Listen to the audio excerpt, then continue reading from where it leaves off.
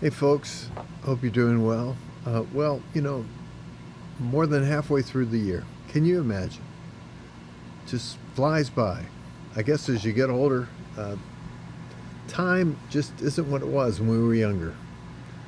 Seems like when I was in high school or especially in the military, boy, those years, it took forever. In fact, I still have, this is me reminiscing now. Sorry. I still have the paper that I marked off every day in that last year. You know, God has been faithful every step of the way. Every moment of my life, whether I recognized it or not, God has been faithful, which is what he says he is in 1 John 1:9. He's faithful.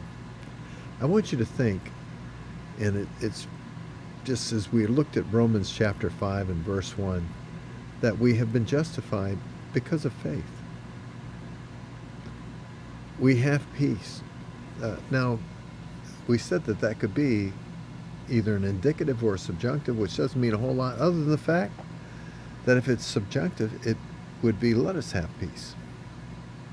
Peace is something that comes as a result of faith. In other words, there is a sense of knowing that God is with you and that he's going to keep you no matter what goes on. I was reading recently in Psalm 56. I'm just going to read a few verses. It says in verse 1, it says, "Be gracious, O God, for man has trampled upon me. Fighting all day long, he oppresses me. My foes have trampled upon me all day long. They are many who fight proudly against. They're excited, proud. They have a cause against me. And when I am afraid, I will put my trust in you. In God, whose word I praise. In God I have put my trust. I shall not be afraid what mere man do to me. What can mere man do to me? I just love that statement. In Psalm 73, a psalm that is, if you will, he spends a great deal of time considering how the faithful are poorly treated by God. And it seems like the rich are doing well. And he eventually comes to the place where he realizes that to think like that, it's a very slippery slope for him to think like that. And when he concludes in verse 20, it says, "But for me, the nearness of God is my good." I want you to consider that for a moment. God is with you by faith. It's because we believed in him. God is with us because we believed in him. Think about that. No matter what happens, what mere man does to us, no matter what appears to be, God is with us. That is our good. That's what makes everything all right. And for you and I, each and every one, it's a beautiful thing. Notice it says in verse 2 of Romans 5, it says, through Jesus Christ also, we have obtained an introduction. We're actually in the presence of God. We're, Ephesians 2:6, seated in heavenly places by faith. We're into this grace in which we stand. I don't know about you, but it was faith that entered me into a place where I was acceptable in the eyes of God. You too, if you believed in him. It doesn't matter what man says about that. It doesn't matter what my history says about that. It doesn't matter that as a unsafe person I made horrible decisions and hurt people and was hurt by people. And yet, God is faithful. God has kept me through all of that. God will keep my family through that. In other words, It'll be the means by which they themselves come to a place of peace. There's no other way. Christ literally is our peace. In Ephesians 2:14, there is no other way. When he speaks of the peace that he leaves for us, my peace, not as the world gives to you.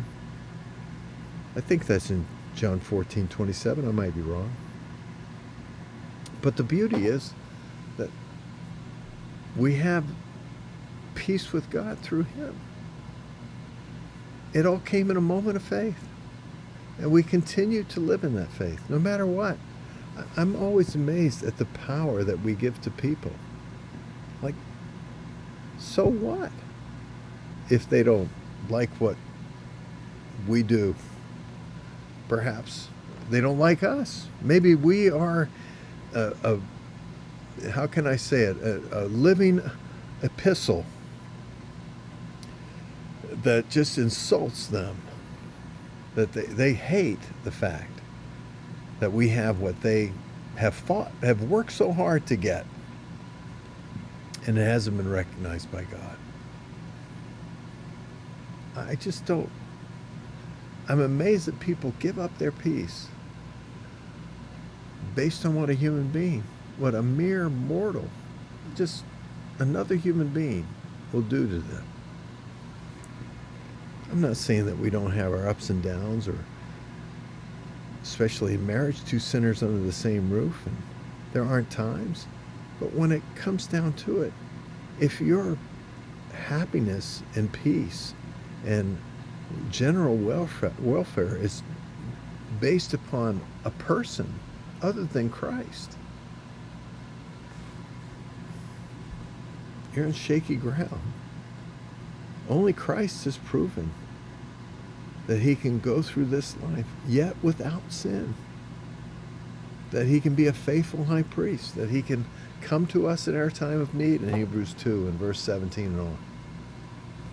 Look, we stand before God. That means that no matter what goes on this earth, we have something, a stability that has been offered to us by faith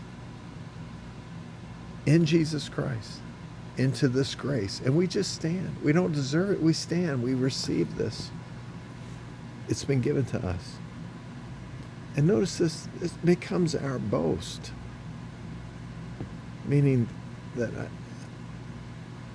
I have nothing else to say about any achievements other than his achievements. I have nothing else to speak about, any endeavors other than his endeavors. I heard recently in talking to Pastor Tim Kelly, he was talking of a pastor that he had fellowshiped with, built a large church in the Michigan area, and is now retired, and he travels back and forth. And the question that Pastor Kelly asked him was, how'd you do it? And he says, I don't know.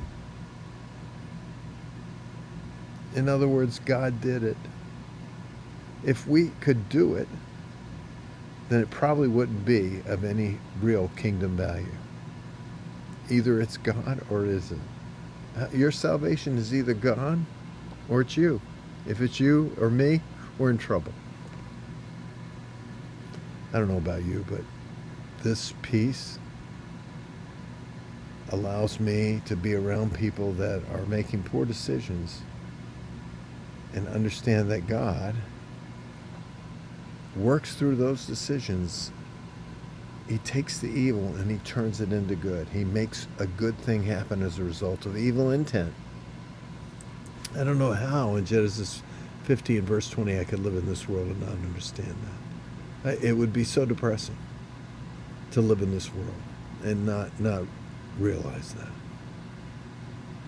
Till next time, friends, be at peace. I feel like I should do the Spock thing, but that is that it?